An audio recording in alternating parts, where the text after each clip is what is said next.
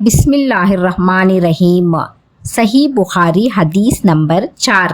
رسول اللہ صلی اللہ علیہ وسلم نے وحی کے رک جانے کے زمانے کے حالات بیان فرماتے ہوئے کہا کہ ایک روز میں چلا جا رہا تھا کہ اچانک میں نے آسمان کی طرف ایک آواز سنی اور میں نے اپنا سر آسمان کی طرف اٹھا کر کیا دیکھتا ہوں کہ وہی فرشتہ جو میرے پاس غار حرا میں آیا تھا وہ آسمان و زمین کے بیچ میں ایک کرسی پر بیٹھا ہوا ہے۔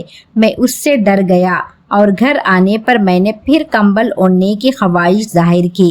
اس وقت اللہ پاک کی طرف سے یہ آیات نازل ہوئی: اے لحاف اوڑھ کر لیٹنے والے، اٹھ کھڑا ہو اور لوگوں کو عذاب الہی سے ڈرا اور اپنے رب کی بڑائی بیان کر اور اپنے کپڑوں کو پاک و صاف رکھ اور گندگی سے دور رہے۔ اس کے بعد وہی تیزی کے ساتھ پے در پہ آنے لگی۔ صحیح بخاری حدیث نمبر 5۔ رسول اللہ صلی اللہ علیہ وسلم نزول قرآن کے وقت بہت سختی محسوس فرمایا کرتے تھے اور اس کی علامتوں میں سے ایک یہ تھی کہ یاد کرنے کے لیے آپ اپنے ہونٹوں کو ہلاتے تھے۔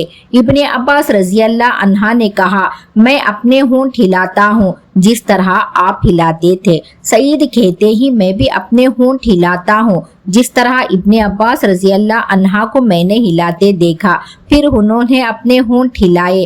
ابن عباس رضی اللہ عنہ نے کہا، پھر یہ آیات اتری کہ اے محمد، قرآن کو جلد جلد یاد کرنے کے لیے اپنی زبان نہ ہلاؤ، اس کا جمع کر دینا اور پڑھا دینا ہمارا ذمہ ہے۔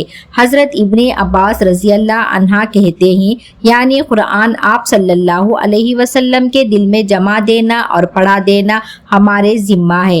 پھر جب ہم پڑھ چکے تو اس پڑھے ہوئے کی ابتدا کرو۔ ابن عباس رضی اللہ عنہ فرماتے ہیں، اس کا مطلب یہ ہے کہ آپ اس کو خاموشی کے ساتھ سنتے رہو، اس کے بعد مطلب سمجھا دینا ہمارے ذمہ ہے۔ پھر یقیناً یہ ہماری ذمہ داری ہے کہ آپ اس کو پڑھو، یعنی اس کو محفوظ کر سکو۔